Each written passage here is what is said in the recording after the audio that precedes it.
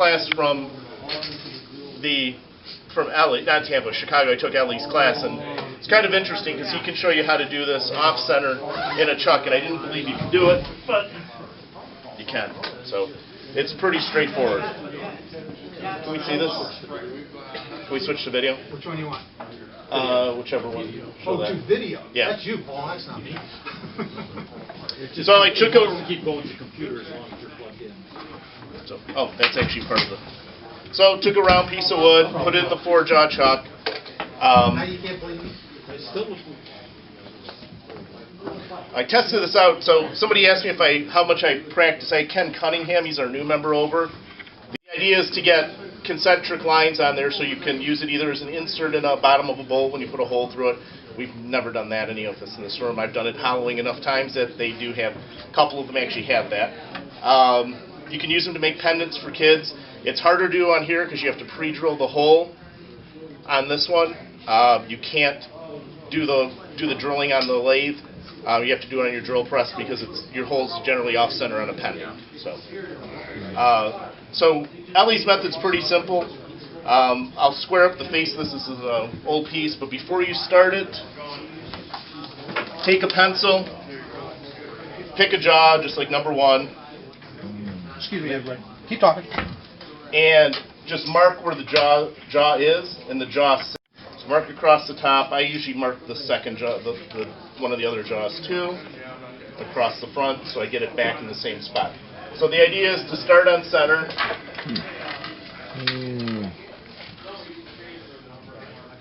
That helping? Oh, no, not really. Not really. No. Probably worse. Well, it's not helping on the camera. Yeah, Point the other one down. Yeah, put the other one down. This one? Yeah. that kind of screws up the video too. So anything else? So I put it in, I marked it. I'll just space it off real quick.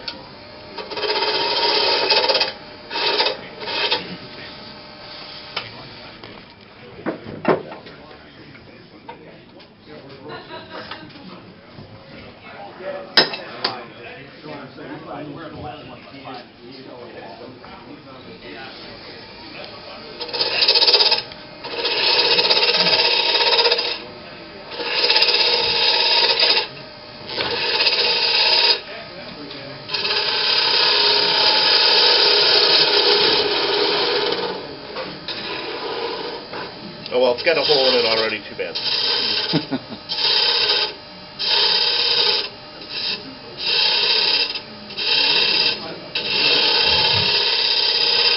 So start it rounding over, make it look like a pendant.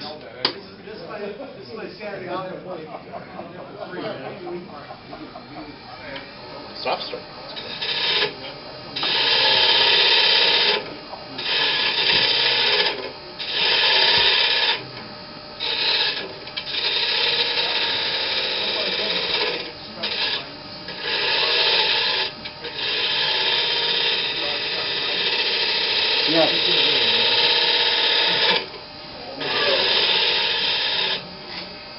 It's hypnotized. It's acrylic paint, it'll dry in like, according to Roger, 30 seconds. But.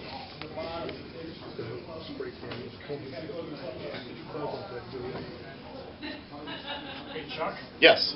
You haven't done anything special so far, right? It's just... Nothing. No. Probably won't for the most of it, Matt, until I get to the last jig. Okay. Well, the offset, how you're going to do the off-center stuff is curious. Wake them up when you do that. Yeah. Yeah, I'm going to take a nap. Go get a couple beers, man, and then come back, and you'll be fine. Oh, let it dry for a second.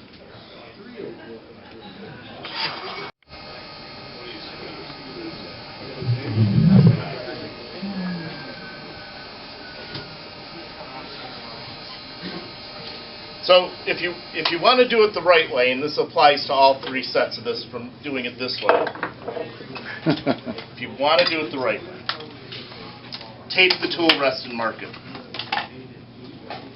More important with the other 2 jigs than this one, but if you want to make it consistent, you'd actually tape the bed of the lathe, and I'll do that when I do the Niles jig. Tape the lathe, tape this. The only reason you tape this is so you can actually see where you started. So, do it up there. Mark the bed. This. So start out doing on center.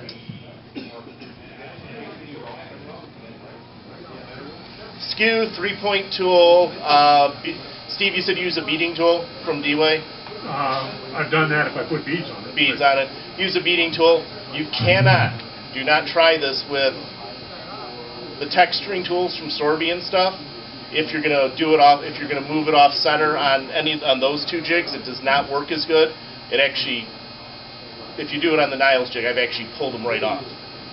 But on the chuck, you should be able to do that. So I've got the mark here. I know I'm going to put my skew there and make a light mark. I'll do it on both sides of the line.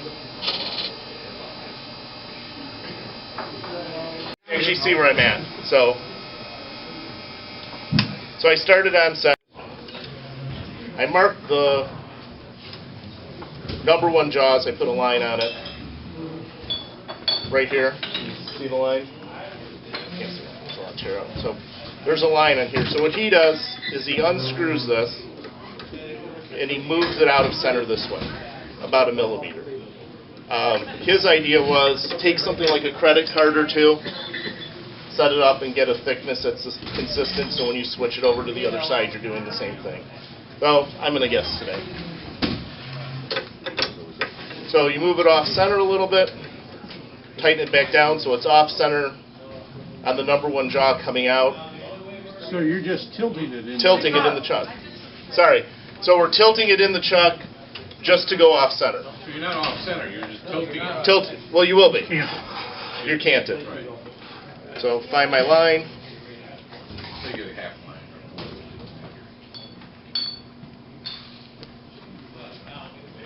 Find my skew. Go back to the same spot.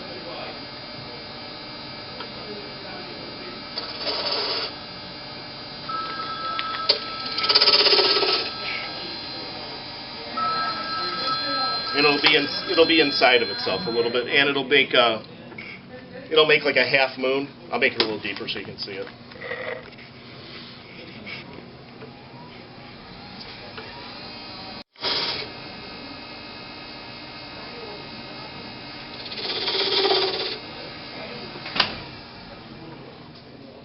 So what it does is it makes what looks like a half moon on this side.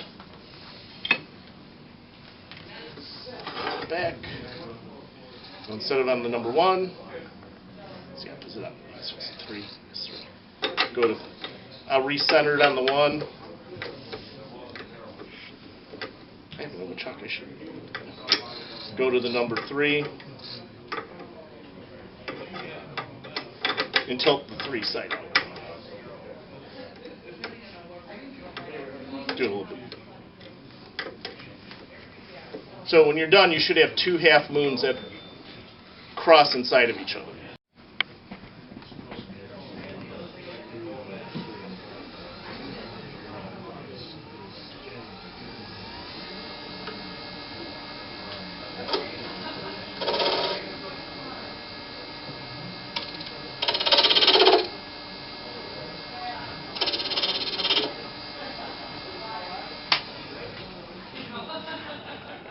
So if you can see it, it looks like there's 2 half moons encircling each other. I don't know if you can see that or not.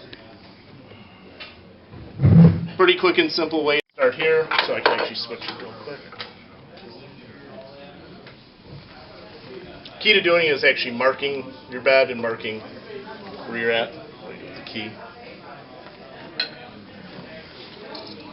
So if I rotated it to the number 2 jaw, recentered it.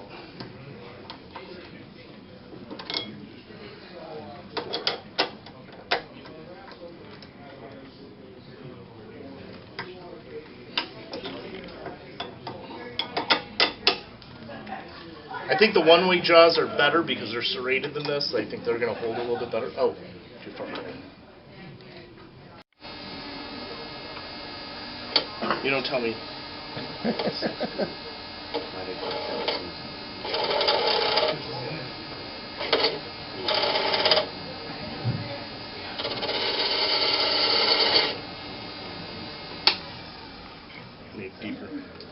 it looks like it's, they're intersecting circles. So that's the quick and dirty and easy way to do it without having to make or buy anything. Painting it makes it look better if you use a darker wood. Just hook tools, and normally a hollow, but we started hollowing on center and then moved it off center on this jig by indexing this jig to do it. And I'll show you how to do it with doing a pendant, so I'll pass that.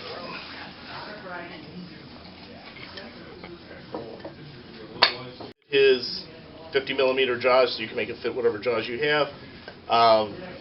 This is the index plate. I don't know if you can see the lines. It's got all the index lines on it, so we did that so that you can start on center using your scrap block, which becomes your index block.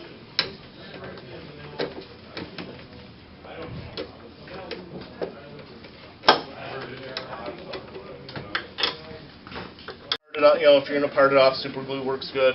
Hot glue, I tend to use a lot of.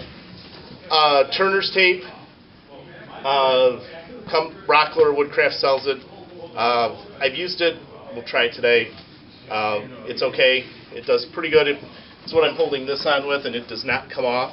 But you do have to give it time to set, just like glue, probably longer.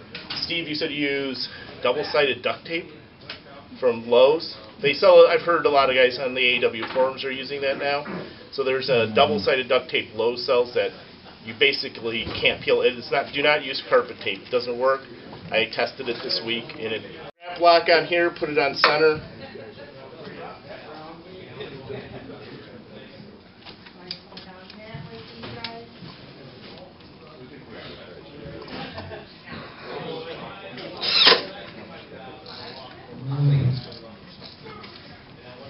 You have pre-drilled holes that you're putting? Yep, there's pre-drilled holes. They're at I think they're at a 45. I just used one drywall screw. Don't use drywall screws. I only have 3 of the short ones. Use wood screws or sheet metal screws. Drywall screws are brittle. The other thing is I use a cordless impact. Okay. Is that on center? No. No, I missed? Crap, I missed. it's off center.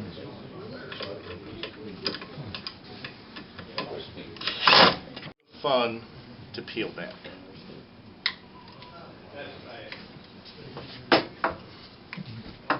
Tell you just about turn a small bowl with that stuff on the other turner tape.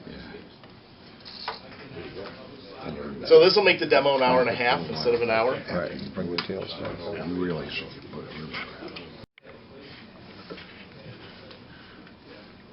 Decorate the first 2 rows.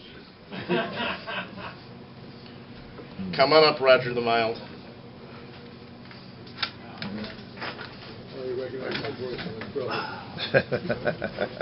How come he can hear you and you can't hear him?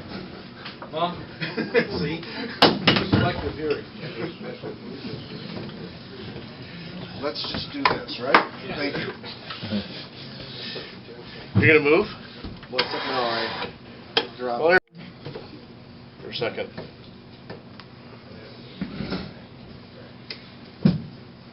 The tape I do for about 5 minutes when I have the patience to actually use the tape. Joy doesn't know I have a glue gun, so that should be good enough. I'll start with that and I'll just wrap it. Yeah.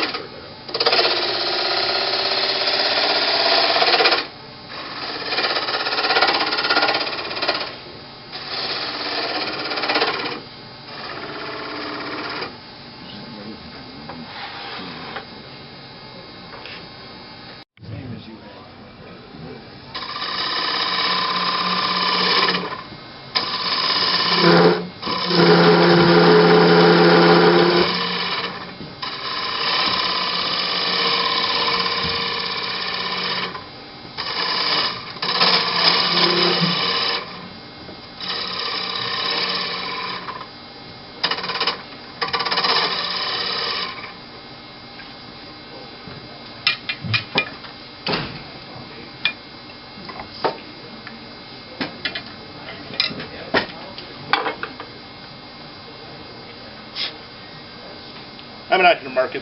Well, maybe it will mark it this time. Actually, just for you, Jay. No, I would sand. No, normally I would sand here.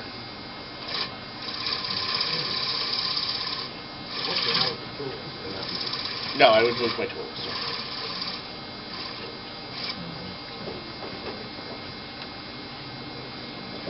So put a couple lines in it.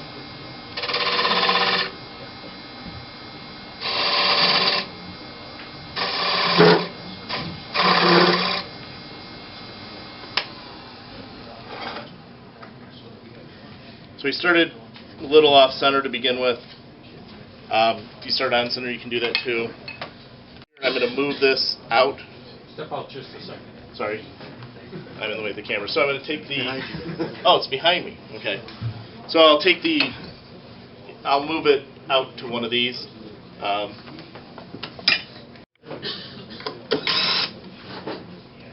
Okay, my trusty assistant Jack again. sure. Here. Let's see. Moved it 2 lines out.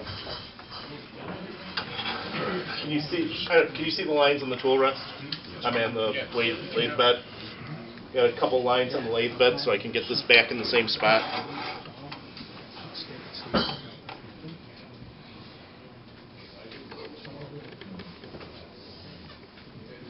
So I'm starting at the same spot. I've got a mark on the tool rest. So that's back to where I started. You don't have to do that, but if you want to make them perfectly concentric on both sides, when you switch it, you would have to do that to get them to be precise.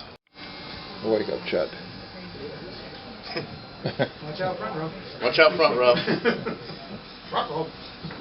So I don't know how well you can see how far it's off. Can you use that camera? Might show it too. Can you switch cameras, Paul? It's got a big wobulator in it. Yeah. This is what it normally looks like when I turn a bull. So Jim can attest to that. That's the end product. That product. So back on this. This is always fun because you can't really see what you're doing, which just makes it more than entertaining. So I don't look here. I'm looking here because I can see what's coming around actually. You guys can see it from that side. Okay. So let's start it.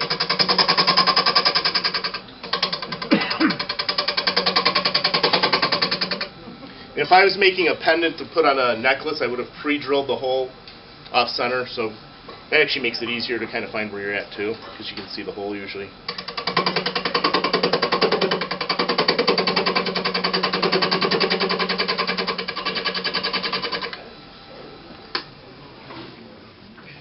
So you get what looks like a couple half moons in there.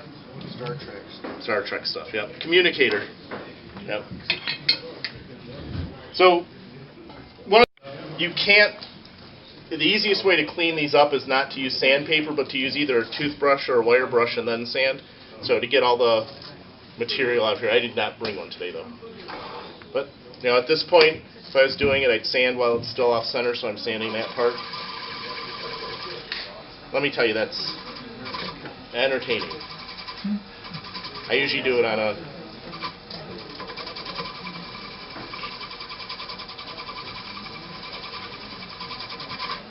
it's not easy. I wouldn't make stuff that deep either, but I'm just overemphasizing it so we can see where we're doing it.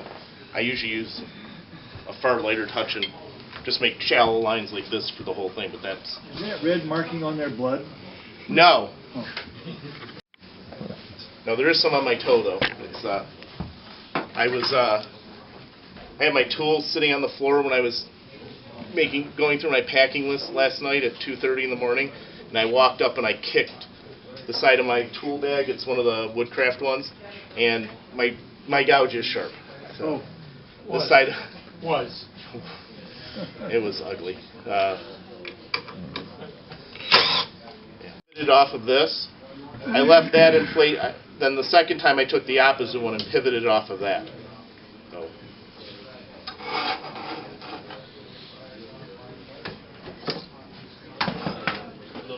Little close. Yep, check it when you're off center because that changes every time.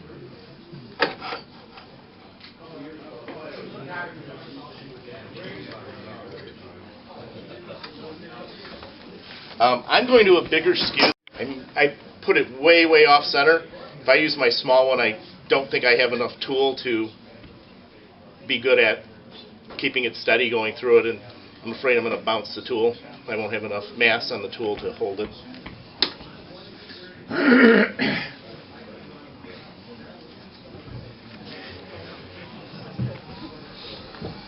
So that's way off center.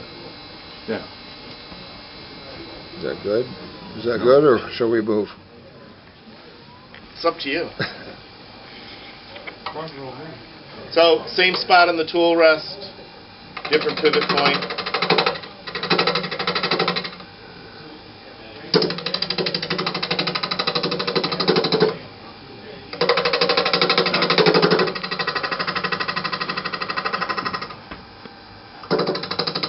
I also slowed it down because when I was doing it before I was up here, but the whole floor moved, so.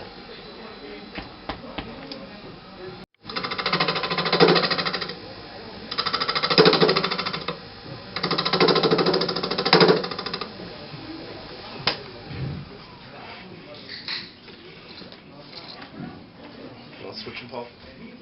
So you can see, you get them going opposite directions toward each other. The harder the wood, the better this works. Soft woods will rip to pieces. Stuff like a piece of bubinga like this works great. Walnut does good. Any of the really hard, soft maple doesn't work good. You'll rip it to pieces. I use a lot of hard maple. Cherry tears a lot too, but it does work. I've actually used end grain cherry, and it seems to work better for some reason. I was kind of surprised. I generally use face grain of the wood, not the end grain. The end grain, although it looks kind of cool if it's quarter sawn or something, it does work. It works pretty good. Et cetera, 100 colors. There's a lot of videos. I'll put them up later. So we can keep moving it and doing other things, but you try to. The idea is mark both pieces, slide it. You know, you can actually mark the jig too. So can I mark your jig up, Roger? Can I mark your? You could. So I'll show you when I do the Niles jig. But on a jig like this, there's no markings on this one other than the lines on the face. You could actually make your own indexing marks along here, extend them out to here, and use those indexing marks to make your different patterns. And then keep track. And the one, I don't know if who went to the Ulster class in here. He showed that plastic material you can buy at Joann Fabrics he uses to make all his patterns. I think I brought some for the people. It's a Mylar. Like a Sharpie, and then just turn the lathe on, put the Mylar on here somehow, double-sided tape, and then just do that. Or use a blank piece of wood and just mark your patterns. And then you could index this, so you could have this thing indexed, and then have it indexed along here. You make your own indexing marks, make your own jig, similar to this, what I'm going to show you with the Niles jig, wherever I put it. Can't find it in the dark. Here it is. You can do the same thing with this, but not for $80. Lines on the side, and turn and twist and move it off center, do whatever you want. And then make your own pattern. So if you have a specific pattern you want to do, just track it by what the numbers are on here. I'm going to show you that on this one. I don't want to repeat index. Sorry. You can't tell Bella painted the end of this. Okay.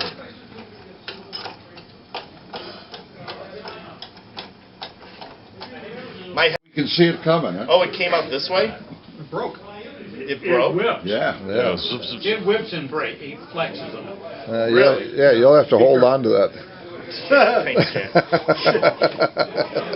That whipped and broke? Yeah. Yeah. Start slow. Turn it on real slow, really slow. It's all the way down. I'm over here. Start it as fast as you want. Thank you. I'm behind Vince. Go ahead. Crank it up. Let me get my camera. America's. Yeah. What's the Be on Channel 2 tonight. Can you go back over and see? I know some guy that put grinding stone in a router. So you can Oh see my God. What's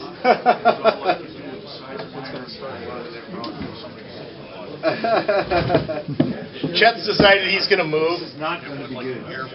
Really? Oh, yeah? Turn it on slow and you'll see. Slowest speed. It's on slow spin. What's the belt on? Don't worry about it. Just turn it on slow. On low. You're good. Go. Low meaning not one of the, not high? Yes. That's what I thought.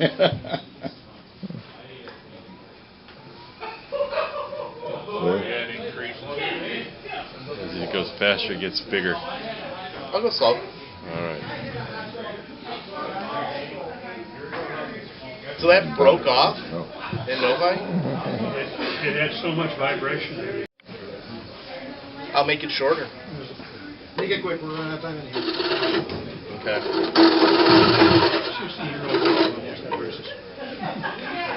How much time do we have left, Phil? You're out. You're out, so finish. I'm out? You were supposed to be done at 4, but I probably went over my half hour. That's not possible, Phil.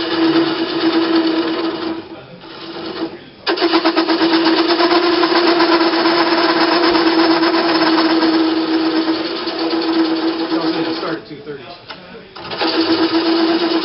And you have me do it 3 different ways.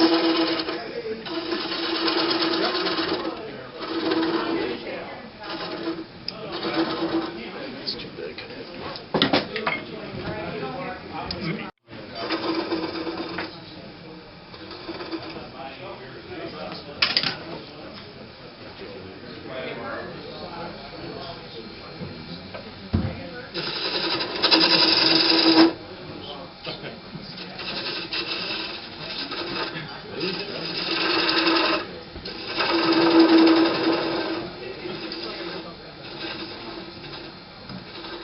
You do the whole first, you said, Steve? I do. Okay. I'm going to do the whole last because I don't want to keep moving it. So we're on center. Normally I just tape it, but I'll draw on the lathe. We can get its whack.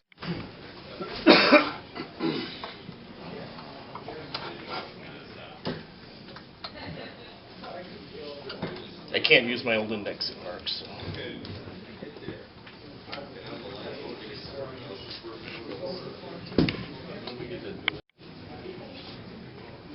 I like the soft start on this. That's kind of cool. So, what's that? No. Mine goes.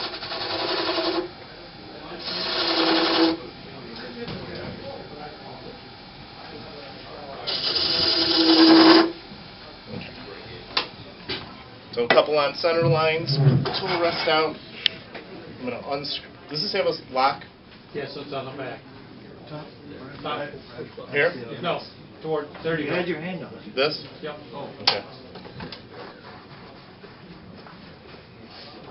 So here's the, oops, where am I going? There you go. So there's a bunch of holes on here, so I'm not going to go too far off center. Which hole do you use, Steve? 7 for I the, use 8, but, this one? but I To got drill the about hole? 1,000 pounds of weight on my leg too, so. Matt? Use the smaller, use the closest one. We use the closest one. So I'll go one off. I'll go one of the closer holes just to do the off center. That's not close.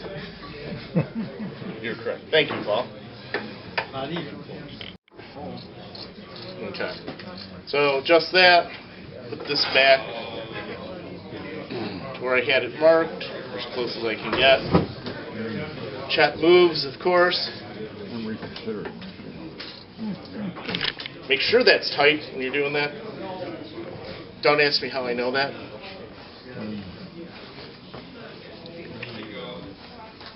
So I have it indexed. It's off on the indexing, but we'll index and show you how to get it opposite.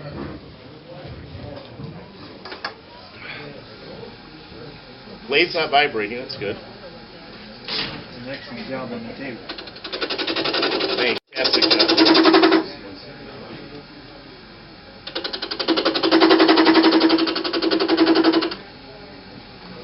It's about as hard as it gets if I was sanding. You can see you get 3 lines in there. So this is indexed on the back. And you probably can't see it, but this is, I can't see it. That's at 6, so 12 is going to be 0s, 12's here, 0's here. So I do 0 in. I goofed and I didn't bring the short one, so I gotta loosen this. That's gonna take you a minute, right? Maybe. So drill bit. I'm gonna turn the speed down because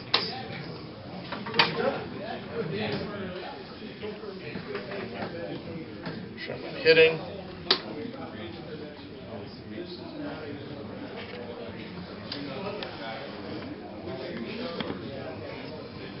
How are you gonna drill a hole like that?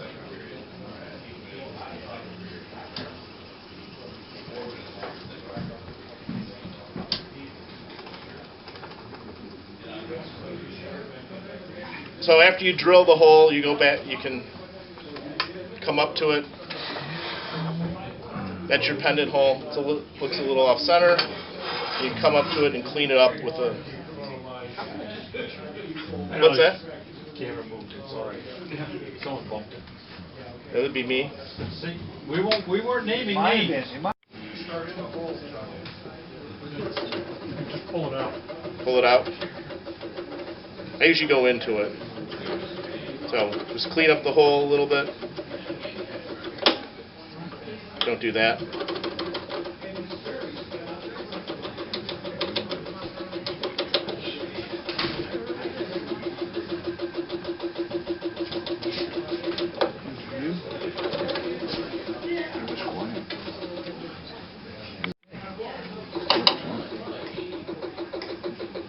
This is delicate.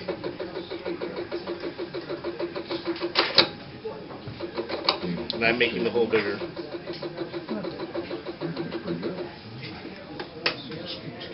So just round it out, pretty it up, hand sand it, and you're good.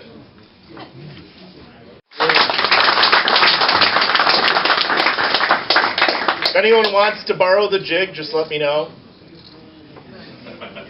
Harbor wants it. You want it? I'm kidding. What? Oh, I thought you're serious? I take it, you guys have never seen it. I might give you a call this week. Yeah, if anyone wants to borrow it, just give me a call. You can, this summer, just give me. You want to borrow it? Take it home now. We're gonna break everything down. Give Chuck a chance to move it.